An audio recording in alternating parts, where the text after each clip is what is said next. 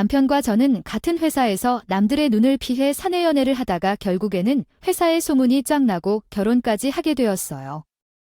원래 사내 연애는 회사 복사기까지도 전부 알고 있다고 하잖아요. 저희 둘만 잘 숨기고 있다고 생각을 했었던 거죠. 동료들은 이미 저희가 연애를 하고 있다는 사실을 알고 있었다고 하던데 회사의 소문이 다 나자 결혼 정년기도 되었고 그냥 결혼하자 소리가 절로 나오더라고요. 저희 둘 다 나름 직장이 빵빵하다고 일컫는 곳에 다니고 있었기에 앞으로도 이렇게만 벌면 서로 노후까지도 걱정이 없고 먹고 살 수 있을 거라 생각을 했어요. 결혼이라는 게 당연히 사랑이라는 것을 전제의 조건으로 깔고 하는 거라지만 서로의 조건까지 완벽하게 봐야 하지 않겠어요? 무작정이 사람이 주어서 평생 함께 하고 싶다는 마음만 가지고 결혼을 했다가 살면서 부딪히다 결국 이혼하는 커플들도 많이 봤거든요. 저는 남편이랑 여러 가지 조건을 따졌고 서로의 미래에 충분히 도움이 될 수 있을 거라 생각을 했어요. 완벽한 결혼 생활의 끝은 보장된 노후라고 생각을 했고요.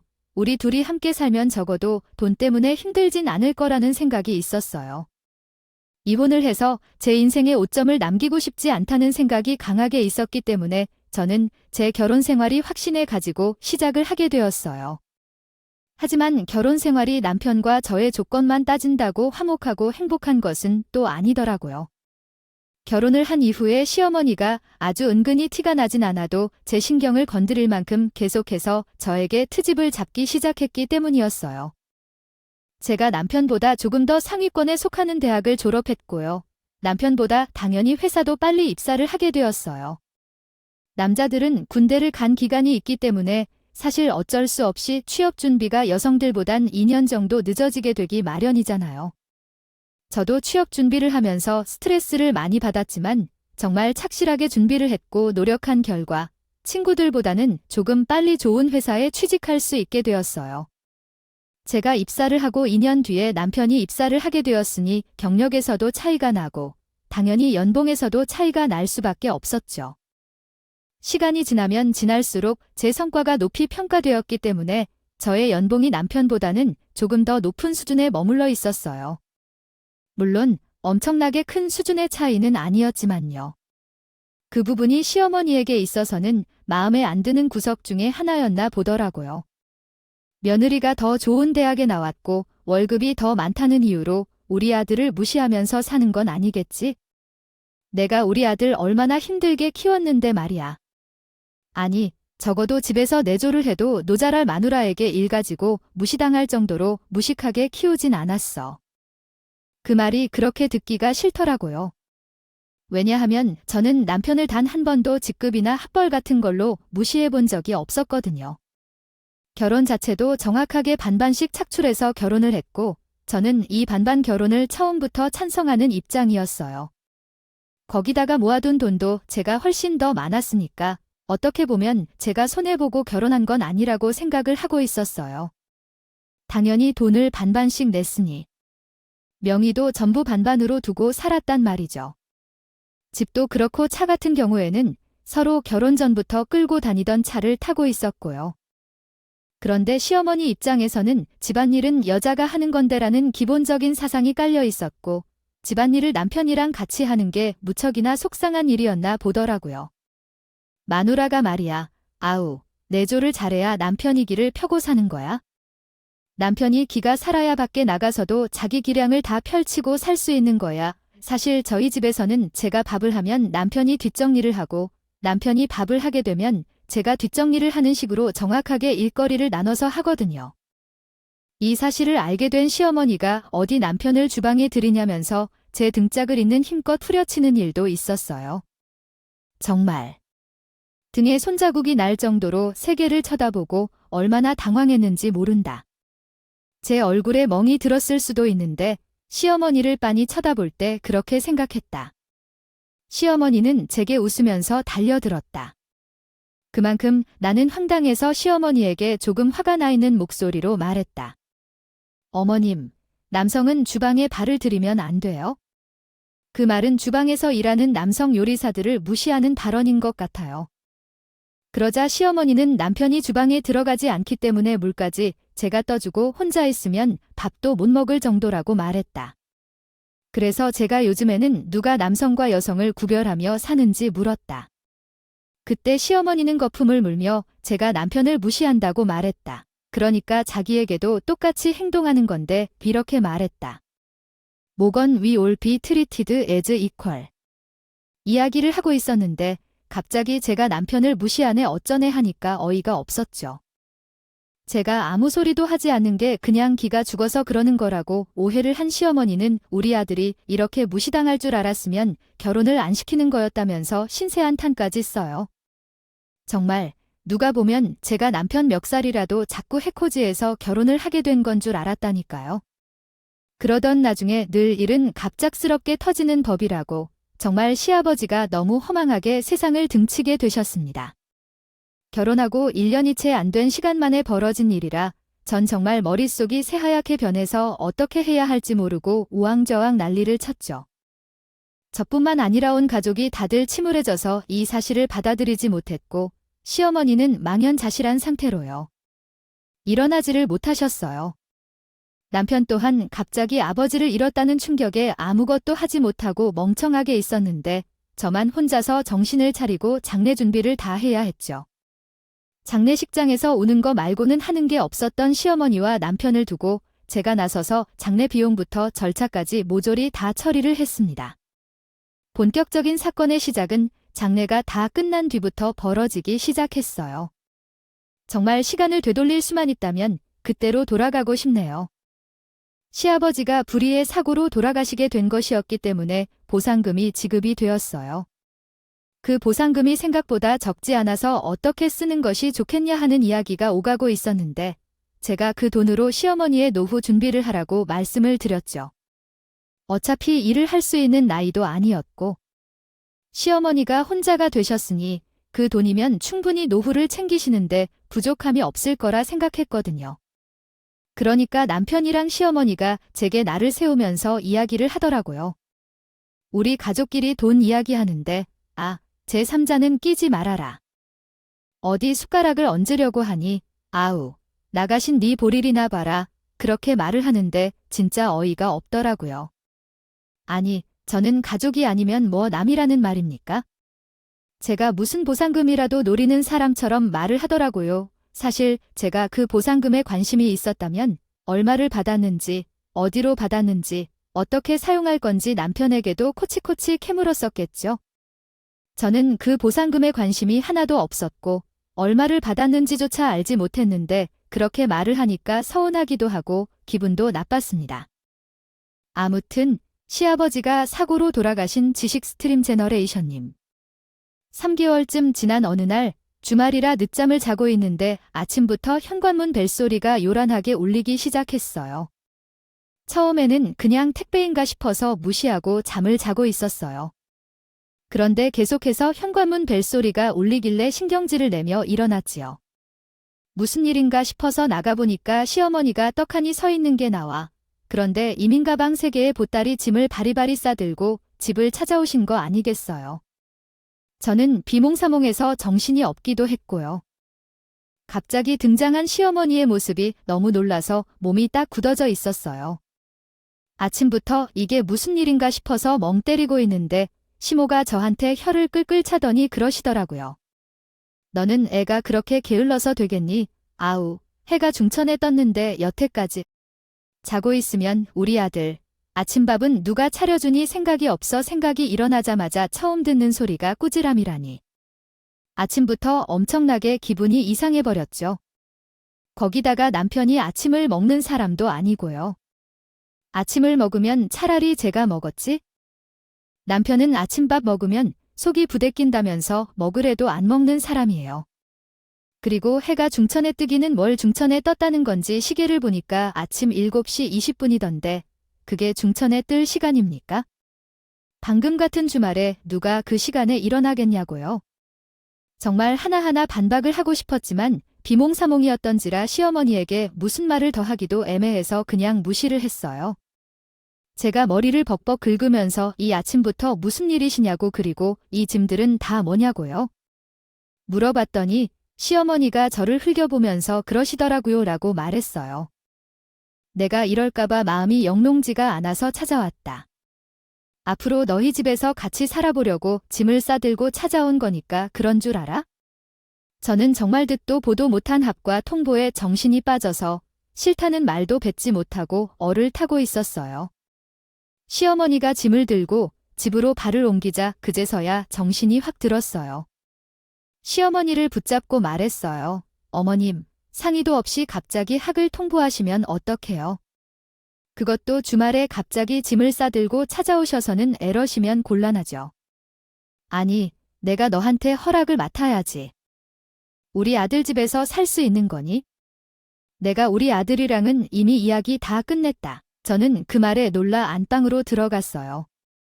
뛰어들어가 자고 있는 남편을 깨우기 시작했는데 잠만보 같은 남편 새끼가 일어나지를 안 하는 겁니다. 제가 열이 받아가지고 이불을 확 걷어내면서 남편에게 자, 일어나봐 하고 소리를 치는데 언제 쫓아 들어온 건지 시어머니가 안방까지 버선발로 쫓아 들어왔더라고요.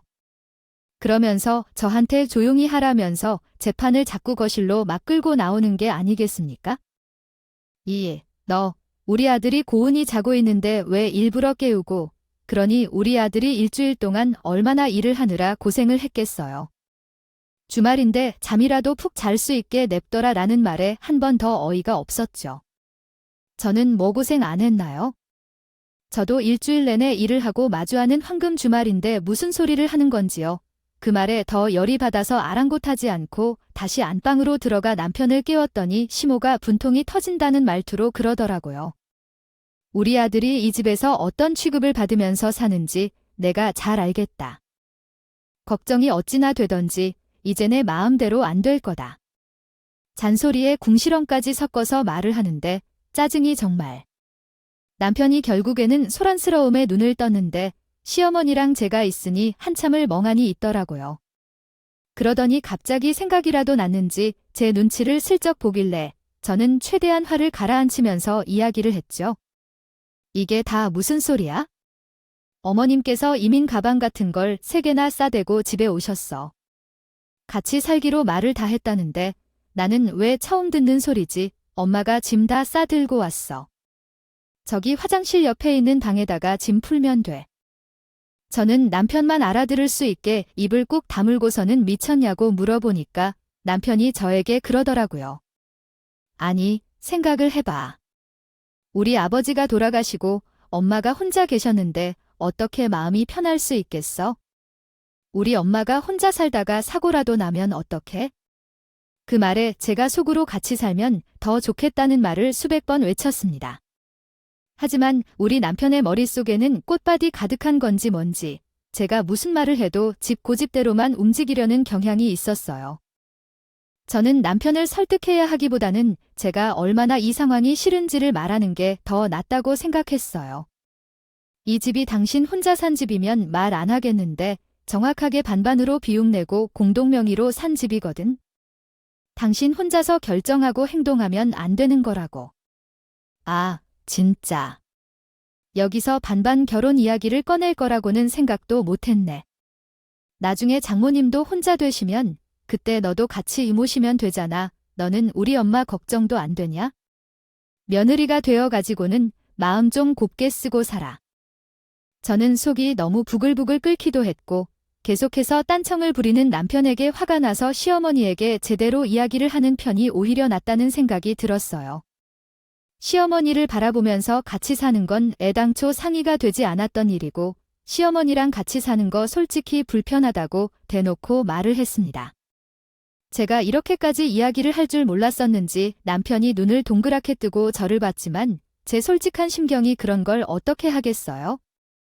그런데 우리 시어머니는 제가 생각했던 곳 이상으로 철면 비었고 뻔뻔한 여자였던 겁니다. 우리 집 이미 팔렸어. 그리고 그 돈 너의 시아버지 보상금까지 다 합쳐서 우리 아들이랑 같이 할 거야. 그러니까 배 차리기로 했다. 공동사업을 하기로 했으니 이제 우리가 같이 살 이유는 충분하지요. 카페요. 아니, 갑자기 무슨 카페를 차린다고? 그것도 우리 남편이랑 같이 차린다고요? 당신이 말해봐. 이게 다 무슨 소리야? 아니, 그거 엄마랑 나랑 아버지 보상금을 어떻게 사용하는 게 좋을까 곰곰이 고민을 하다가, 요즘은 카페 하나 차리면 돈이 엄청 된다고 하더라고. 자리도 알아봤고, 계약도 했고, 이제 좀 있으면 인테리어 공사하러 갈 거야. 남편이 아주 으수대면서 이야기를 하는데, 저희 회사가 나름 빵빵한 기업이다 보니까 부업이라는 게 또 절대 금지인 기업 중에 하나였거든요. 요즘은 고용노동에 대한 법 또한 세세하게 잘 나뉘어 있지 않겠어요? 절대로 남편 명의로 사업체를 가질 수가 없는 게 사업을 하겠다고 하니까 답답했죠. 그러니 남편이 하는 말이, 아니 시어머니의 이름으로 카페를 오픈해서 운영을 하기로 했다고 말을 하더라도요. 근데 또 그렇게 되면 우리 남편은 직원도 아니고 사장도 아니니까 카페의 수익을 나눌 수가 없는 위치에 있게 되겠죠. 그런데 남편이 분명 시어머니랑 같이 카페 장사를 하겠다고 하지 않겠냐는 말입니다. 저는 이게 무슨 소리인지 감이 오지 않아서 남편에게 그냥 대놓고 말을 했어요. 그러면 회사는 어떻게 하려고 주말에만 카페를 돕겠다 이거야? 그럼 일주일 내내 일을 하는 건데 그게 가능하겠냐고. 지금도 주말이 되면 피곤해서 쩔어서 하루 종일 침대 밖으로 나오지도 않는 사람이 카페까지 하겠다고. 월급은 어디로 받을 건데? 우리 회사 부업도 안 되잖아. 나한테 다 좋은 생각이 있으니까 걱정하지 말고 내가 알아서 피해야 한 가게 잘할게. 알았지? 그랬더니 시어머니랑 남편이랑 짝짝꿍이 맞아서 신나게 카페 이야기를 했다가 같이 먹을 점심 이야기를 했다가 난리를 치더라고요. 물론 저는 그 당일부터 바로 시어머니를 저희 집에 들인 것을 무척이나 후회하게 되었습니다. 갑자기 집까지 팔아버리겠다고 하니까 어쩔 수 없이 집에 들이긴 했는데 진짜 그 잔소리를 어떻게 참고 살아야 하는지 막막했죠. 남편이 저를 설득할 때 어차피 집안일은 시어머니가 다 해줄 거라면서 이참에 도움이 쓴다고 생각하라고 쉽게 말을 했을 때 알아봐야 했어요. 제가 너무 멍청하게 남편의 사탕 발린 말에 속아 넘어가 집을 시어머니에게 나눠준 것이나 마찬가지였죠. 시어머니는 다음날 아침 6시가 되자마자 저를 깨우더니 아침밥을 하라고 강요를 하더라고요. 저는 너무나도 피곤해서 못하겠다고 조금 더 자고 출근 준비를 해야겠다고 말을 하니 요즘 것들은 이래서 안 된다고 하면서 거예요. 요즘 대기업에서 나오는 가전제품들이 얼마나 좋은데 그거 하나를 못 믿어서 사서 고생을 하는 건지 돌아버리겠더라고요. 저 어머니, 그렇게 제가 하는 집안일에 하나하나 트집을 잡으실 거면 차라리 어머님이 직접 해주세요. 저도 일하고 퇴근해서 집에 오면 너무너무 피곤하거든요. 그동안은 가전제품의 도움을 받아서 잘 살고 있었는데 갑자기 이러시니까 저 피곤해서 죽겠어요. 그렇게 마음에 안 드시면 어머님께서 직접 해주시면 되잖아요. 얘가 하늘 같은 시어머니를 부려 먹으려고 준비를 하니 너네 부모가 그렇게 많이 대답하라고 가르치던가요? 정말 요즘 것들이란 우리 남편도 아침밥을 안 챙겨 먹는 인간인데 제가 뭐 한다고 실무에게 그 아침에 일어나서 아침밥을 차려줘야요? 하는지 모르겠는데요. 제가 딱 3일 동안 아침밥을 차리다가 회사에서 업무 시간에 자꾸 실수를 하게 되고 졸음이 쏟아진다는 것을 깨닫게 되었어요. 결심을 내렸습니다. 그날 저녁부터는 방을 잠그고 자기 시작했고요. 시어머니가 문을 열라고 난리를 치는 소리를 피하기 위해서 귀마개까지 꺾고 잠이 들었어요. 물론 그래도 시어머니가 깨우려고 난장판을 피우는 소리가 귀에 어렴풋이 들려오기는 했지만 한 일주일에 버티니까 적응이 되더라고요. 시어머니가 깨우려는 소리는 자장가로 들렸으니 제 피로도가 얼마나 상당했는지 짐작이 가시지요. 잠이 절로 쏟아지는데 뭐 어쩌겠어요? 사람이 수면력 앞에서는 장사 없다고 하잖아요. 나중에는 시어머니의 억지에 남편도 진절머리가 났는지 제발 아침에 방문 앞에서는 난리 좀 피우지 말라고 시어머니한테 한 소리 하더라고요. 저희 부부는 아침밥을 굳이 챙겨 먹지 않아도 괜찮으니까 시어머니 혼자 챙겨 먹으라고 말을 하니 시어머니가 더 남편 말은 잘 듣더군요. 진짜 팔절도 없는 학가사리에 딱 외치기 일부 직전이구나 하는 와중에 아주 충격적인 소식을 듣게 되었습니다. 회사에 출근을 했는데 회사 동기 중에 한 명이 저를 은밀하게 찾아오더니 저에게 글쎄 무슨 로또라도 맞았냐고 물어보더라고요. 그게 무슨 뜬구름 잡는 소리야. 갑자기 로또는 웬 로또 내 소원이다. 로또 한 번 맞아봤으면 좋겠다. 아유, 로또 돼서 회사 그만두는 거 아니야? 그럼 뭐 해먹고 살려고 회사를 갑자기 그만둬? 나는 진짜 복권 당첨이라도 된 줄 알았어. 누가 회사를 그만둬 나이. 회사에 정년까지 빌붙을 예정인데 무슨 뚱딴지 같은 소리를 하는 거야? 정말 나 뼈 묻을 거야? 쫓아내지 마. 아니, 너 말고 내 남편. 이 남편 회사 이제 그만두잖아. 그래서 난주 많이 차서 그만두는 건 줄 알았지? 뭐라고? 우리 남편이 회사를 그만둔다고? 아, 왜 그만둬? 나는 들어보지도 못한 소린데. 그거 어떻게 알았어? 뭐야, 너 몰랐어? 내 남편 사직서 냈잖아. 이미 지금까지 다 뺐는데. 뭐야, 너네 이혼했어? 아니면 별거라도 하는 중이야? 그런데 하도 안 해 제가 놀래서 남편의 부서로 찾아가니까 다들 궁금한 눈빛으로 저를 바라보더라고요. 남편의 자리를 보는데 정말 횡텅구리한 겁니다. 순간 온몸에 힘이 쭉 풀리면서 자지가 바들바들 떨리고 있는데 다들 저에게 슬그머니 다가와서 진짜 사직서 낸 거 몰랐냐고, 무슨 일이 있냐고 물어보더라고요. 남편이 사직서를 낸 걸 왜 모르냐고 묻는데 정말 제가 하고 싶은 말이었습니다. 도대체 저한테 숨길 게 따로 있지 사직서 낸 걸 왜 숨기냐고요? 결국 남편 부서 팀장님에게 소식을 전해드릴 수 있었는데 그것도 기가 막혔죠. 남편이 카페를 차릴 건데 알바로 등록을 해놔도 되냐 이런 걸 물어봤었대요. 근데 회사에서는 부업이나 겸업이 안 된다고 딱 잘라서 말을 했다고 하더라고요. 중동적으로 남편이 그러면서 회사를 그만두겠다면서 붙잡을 틈도 없이 사직서를 내고 자리를 정리했다는 겁니다. 글쎄, 정말 막막했어요. 이게 바로 미친놈이 아니면 뭐란 말입니까? 우리 회사가 코딱지만한 구멍가게도 아닌데 어떻게 단박에 사표를 내고 튈 수가 있냐고요? 이 회사에서만 정년까지 버티면 퇴직금으로 노후 준비를 하는데 전혀 무리가 없을 정도였는데 속이 터져 죽는 줄 알았습니다. 그래서 뭐 어떻게 됐냐고요? 말 아니 해도 뻔하죠. 남편이 있는 돈 없는 돈 다 털어부어서 시어머니랑 카페를 차렸습니다.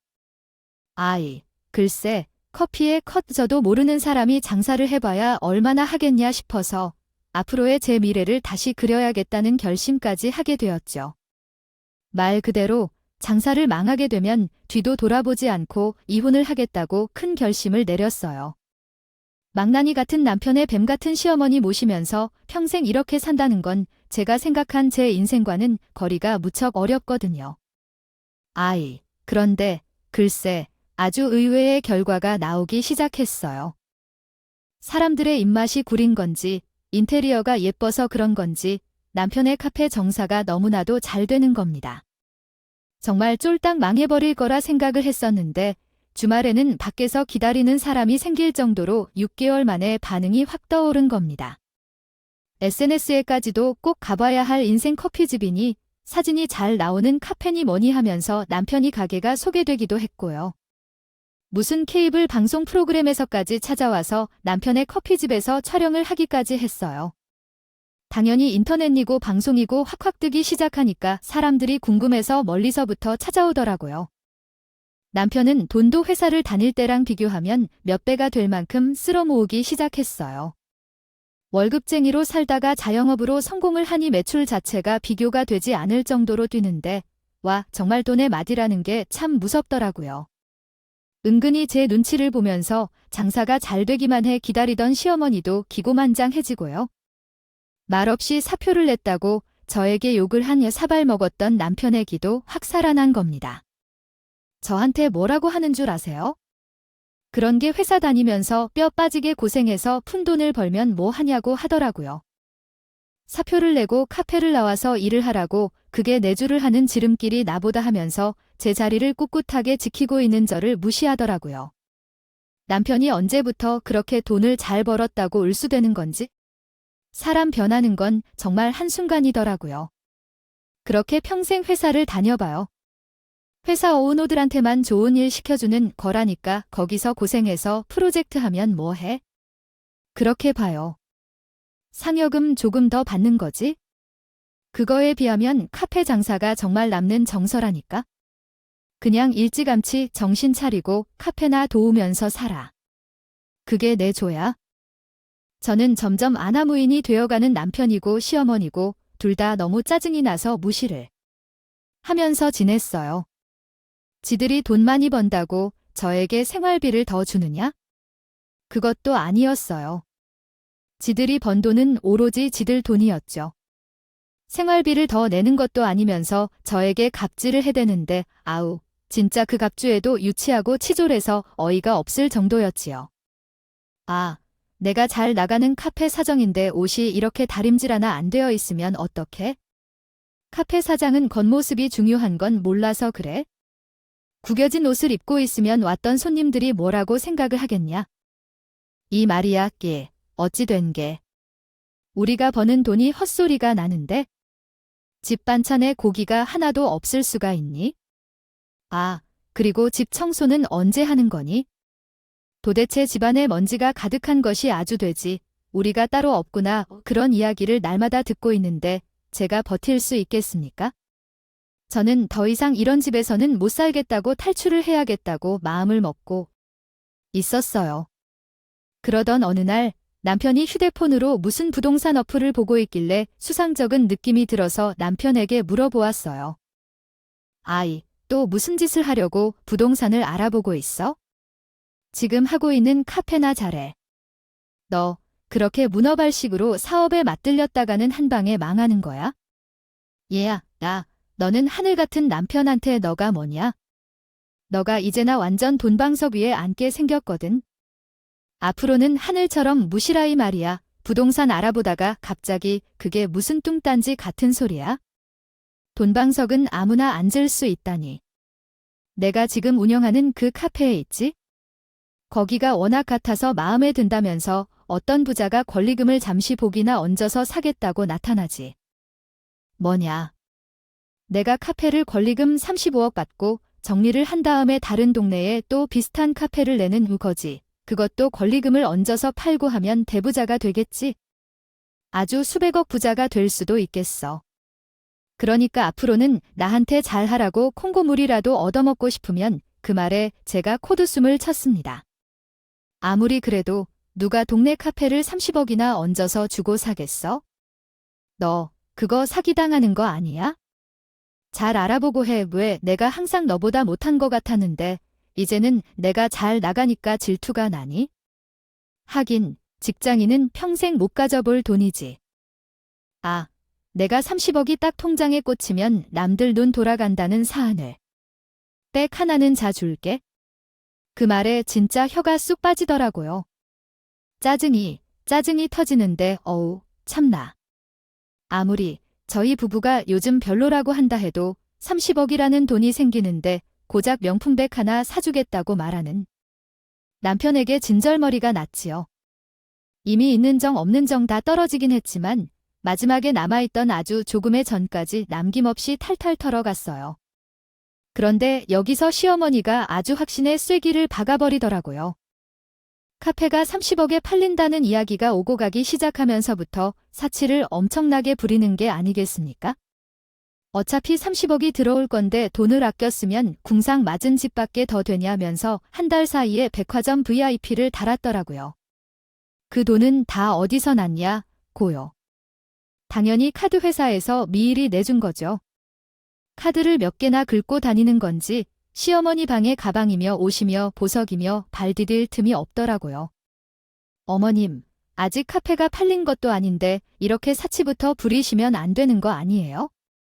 왜 너 우리 아들이 부럽니? 우리 아들이 너보다 비싸도 느끼하고 대학도 추운데 못 나왔다고 은연중에 무시하면서 살아서잖아. 아니, 근데 갑자기 떼돈을 보니까 질투가 나서 돌아버리겠지? 그러니까 우리가 뭘 하든 하나하나 마음에 안 드는 거고 그거 자격지심이다.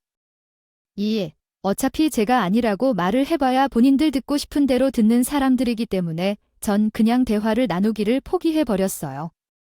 근데 아무리 생각해도 이상하지 않으세요? 누가 동네 카페를 30억이나 주고 사냐 이 말입니다.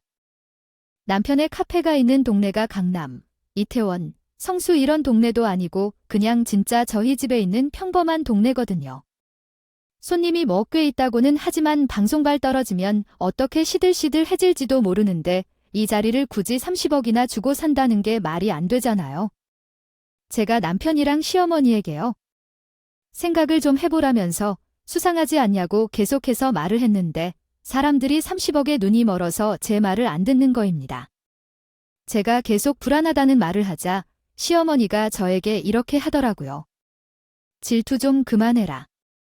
안 그래도 우리 아들이 이제 내놓으라 하는 부자가 될 건데 미쳤다고 너 데리고 살겠니? 아유, 이제 그만 이혼해라. 자격지심에 눈이 먼 며느리. 나도 싫다. 인수하겠다는 사람도 드디어 계약서 쓰자고 하더라. 그러니까 너처럼 궁상 맞은 회사원 데리고 살 이유가 없지? 진짜 어이가 없어서 입을 떡 벌리고 있으니까 시어머니가 깔깔 웃으면서 쐐기를 턱 박더라고요. 이제 돈 있는 우리 집안에 걸맞는 참하고 집에서는 구할 거란다. 너처럼 드세네는 우리 아들이랑 어울리지도 않았어. 그 말이 끝나기 무섭게 남편도 한마디 얹어버리는데 정말 사람이 해도 너무한다 싶다고요. 아, 솔직하게 말하면 나도 그동안 다 항진 눈치 보면서 사는 거 무척이나 힘들었어. 남들은 남편이 뭘 하면 응원부터 해준다고 하던데. 아, 넌 늘 잔소리만 했잖아. 이제는 나도 내 편을 들어줄 수 있는 여자를 만나고 싶으니까 이혼을 했으면 좋겠어. 그래도 그냥 이혼하면 내가 너무 쓰레기니까 이진명의 정도는 당신 명의를 돌려줄게. 어차피 우리는 청담동에 있는 고급 빌라에 들어가 살 거거든. 그렇게 마무리가 되나 했는데 여기서부터 아주 본격적인 반전 드라마가 쓰여지게 됩니다. 남편과 계약을 하겠다고 난리 났던 인수자가 차일필 계약서 작성을 미루기 시작한 것이었어요. 그러면서 남편의 카페에서 어떤 부분이 마음에 안 들고 이쪽 인테리어를 수정해줬으면 좋겠다 하면서 고라니 짓을 시작한 것입니다. 남편은 그저 30억에 눈이 멀어서 그 사람이 시키는 대로 자기 돈을 데려가면서 인테리어를 수정하기 시작했어요. 거기다가 그 인수자라는 사람이 남편에게 자기가 지금 자금을 은행에서 뺏어 받으려면 5천만 원이 필요하다고 했다는 게 아니겠어요? 저는 그 이야기를 듣고 어이가 없어서 막 웃어버렸어요. 돈을 출금하는데 5천만 원이 왜 필요하겠어요? 그게 지금 말이나 되는 소리야. 5천만 원이 있어야지만 돈을 빼낼 수 있다는 게 이상하지도 않아. 그거 완전 보이스피싱 수법이잖아. 보이스피싱이야. 보이스피싱이랑 비교가 되냐? 이게 뭐 신차게 묶여있는 중인데 그 자금을 풀어내려고 하면 5천만 원이 더 필요하다 이거지. 난이 음악이라는 게 있지 않겠어? 5천만 원만 더 입금하면 만기가 되어서 자금을 빼낼 수가 있다고 합니다. 제가 아무리 의심이 간다고 말을 해봐도 듣지 않고요. 어차피 돈이 생기면 조강지처에게 이혼하자고 말부터 하는 쓰레기들인데 백날 말을 해줘봐야 무슨 소용인가 싶더라고요. 어차피 그 인간들이 쫄딱 망해버리면 자업자득인 게 아닌가 싶고 한 번쯤 쫄딱 망하는 모습이 궁금하기도 했고 이 집이라도 제가 챙겨서 나가야겠다는 마음이 들어서 일단 남편에게 집 명의를 바꿔달라고 말했습니다. 집 이름을 바꾸면 다른 재산 분할 없이 이혼해주겠다는 식으로 긍정적인 대답을 했던데 남편이 냉큼 집 명의를 바꿔주더라고요. 참, 그 명의를 바꾸는 절차도 꽤 복잡한 것으로 알고 있었는데 언제부터 준비를 했던 건지 아주 일사천리로 해내더라고요. 남편은 그 뒤에 정말 그 인수자가 원했던 대로 도천만 원이라는 큰 돈을 입금해버렸고요. 30억을 받을 날만 손꼽아 기다리기 시작했어요. 인수자가 원하는 대로 카페 메뉴도 수정을 해주고 뭐 알바생들에게 미리 인수인계도 해버리고 별 지랄을 코빼기도 안 비치고 카페 인테리어 부분 손본다고 난리를 쳐서 돈은 돈대로 쓰고 손님은 손님대로 떨어지고 알바생들도 슬슬 불안해하면서 하나 둘 일을 그만두겠다고 하더랍니다. 그 와중에 인수자라는 사람이 자기가 30억을 내고 카페를 인수할 건데 계약서를 작성할 때 대동할 변호사비는 남편에게 내라고 했다는 겁니다. 그러면서 변호사 비용이 3천만 원이라고 했다고 3천만 원을 더 입금하라고 해서 남편은 그 말을 믿고 쏠렁 보내버린 거죠. 무슨 카페를 하나 팔아치우겠다고 1억이 넘는 돈을 쏟아붓는데 이게 정말 맞나 싶더라고요. 남편이 나중에는 돈이 모자란지 담보대출까지 받으려고 알아보는데 담보를 잡을 게 뭐가 있겠어요? 카페는 인수자에게 넘길 것이었으니 담보를 잡을 수가 없고 집은 이미 제 명의로 돌려둔 상태였고 돈이 나을 구멍이 없으니까 시어머니를 보증인으로 잡고 제2금융권에서 대출을 받더라고요. 정말 위험한 짓이다 싶었지만 어차피 이혼하기로 한 거 나락으로 떨어지기를 손꼽아 기다리며 저는 숨지고 지켜보고 있었어요. 이쯤 되면 구독자 여러분들께서도 슬슬 감이 잡히지 않으신가요? 그 인수자라는 인간 말입니다. 정말로 사기꾼이었던 거예요. 이런 식으로 사기를 친 사건이 한두 개가 아니었고 슬쩍 이쪽 카페에 저쪽 카페를 찔러보다가 넘어오는 사람에게 돈을 뜯어내고 튀는 전형적인 사기꾼이에요. 자영업은 처음이었던 남편이 헛바람만 잔뜩 들어서는 이번에 그 사기꾼에게 아주 제대로 걸려든 것이었어요. 저는 남편이 그 사기꾼에게 1억 정도 되는 돈을 가져다 바쳤을 때 이혼 서류를 들이밀었습니다.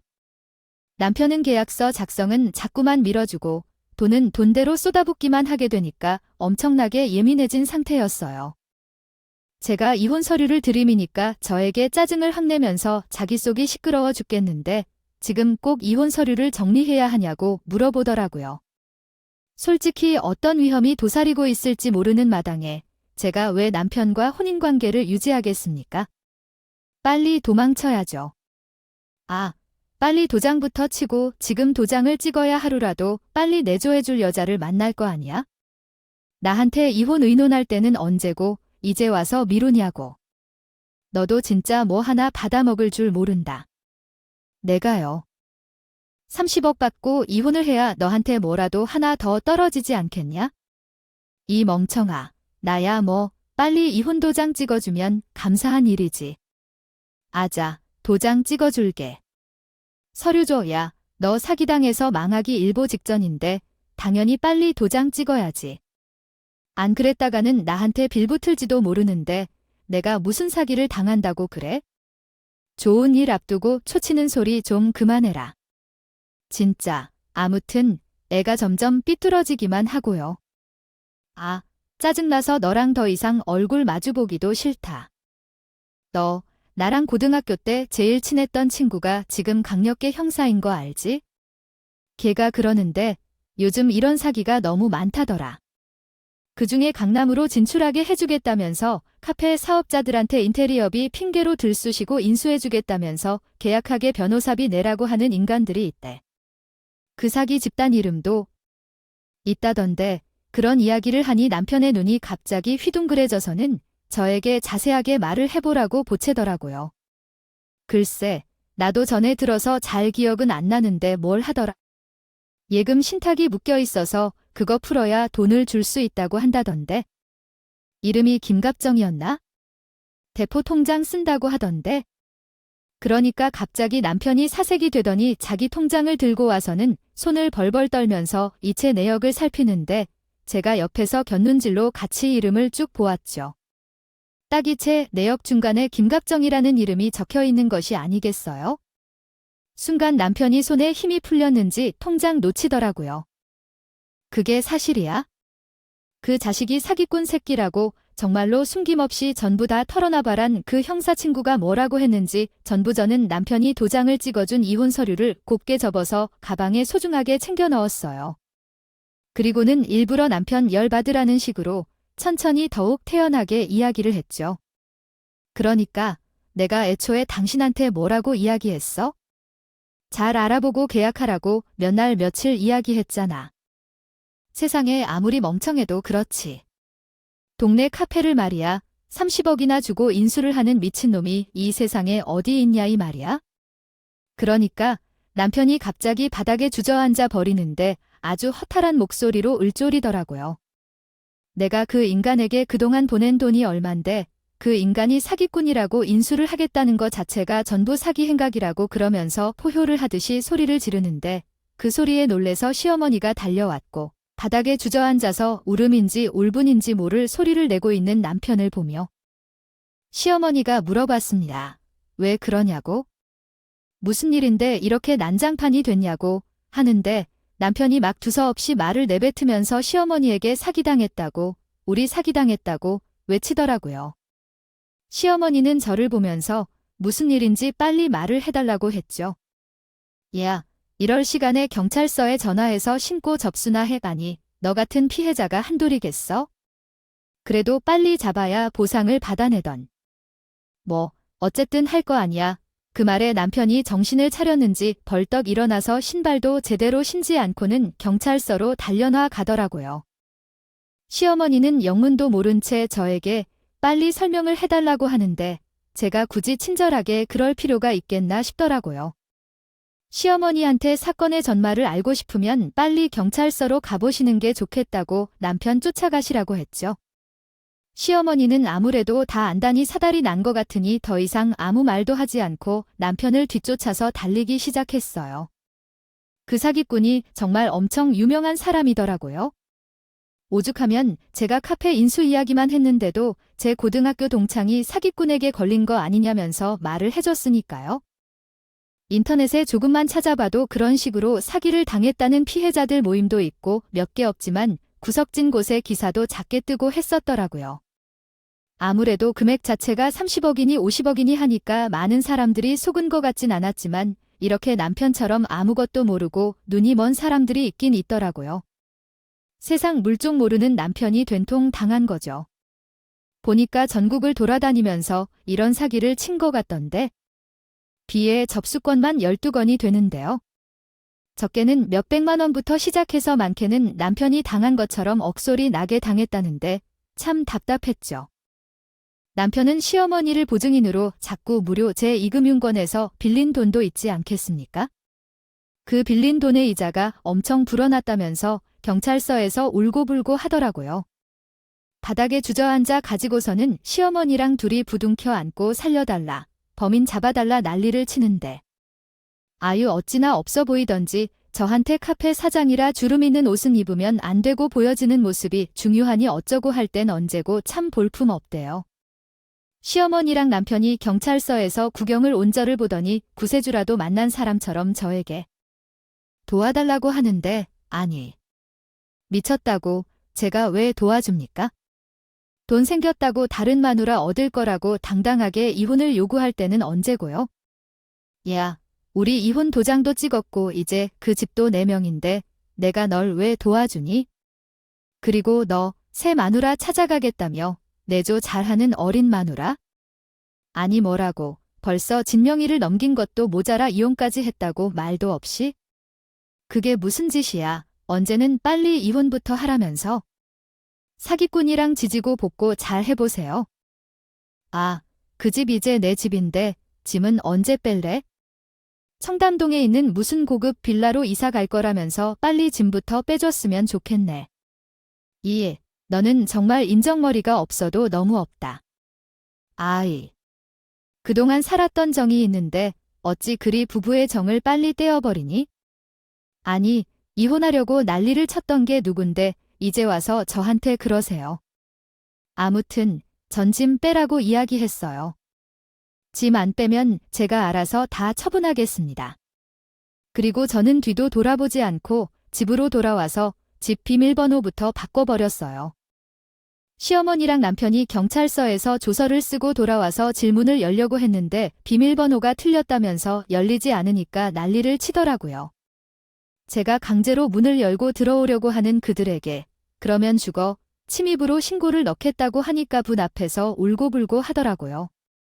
자기네들은 어디 가서 먹고 자고 하냐고 제발 문 열어달라고 사정을 하는데 제 알바는 아니지 않겠습니까? 그렇게 모든 절차가 마무리되고 남이 된 지도 벌써 8개월이 흘렀어요. 전 남편이 어떻게 사는지 궁금하시다고 해요. 글쎄요. 저도 자세한 소식을 전해 듣지는 못했는데 아마 전 시무랑 둘이 단칸방에서 살고 있지는 않을까 싶어요. 사기꾼을 고소했던 것은 확실한데 아직까지 잡히지 않은 사기꾼의 소식을 백방으로 알아보고 있는 것 같았어요.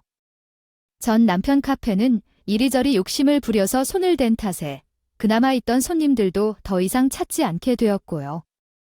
방송빨, 홍보빨이 전부 사라지니까 뭐 팔이 맛날리고 있죠. 애초에 커피 자체가 맛이 없었는데 누가 단골이 되겠냐는 말이에요. 그리고 쟤는 지금 열심히 회사를 다니면서 제 취미 생활에 힘을 쏟으며 여유로운 일상을 보내고 있어요. 제 명의의 아파트도 생겼고 월급도 혼자 쓰다 보니까 아주 넉넉하고 좋더라고요. 취미 생활로 요즘은 그림을 그리고 있어요. 있는데 이게 은근히 집중력도 생기고 스트레스도 풀리는 게 아주 좋은 취미인 것 같아요. 구독자님들께서도 저처럼 스트레스 풀만한 취미 하나를 가져보시는 것은 어떨까요? 생각보다 무척이나 도움이 되더라고요. 전 앞으로도 열심히 회사에 뼈를 묻을 각오를 다지며 정년까지 열심히 일을 하려고 해요. 그리고 제 노후를 얼마나 아름답게 그려나갈지 천천히 고민을 하려고 해요. 여러분들께서도 제 노후가 어떻게 될지 궁금하지 않으세요? 종종 사장과 제 소식을 남겨보도록 하겠습니다. 그때까지 건강하게, 행복하게 지내고 계세요. 여러분, 감사합니다.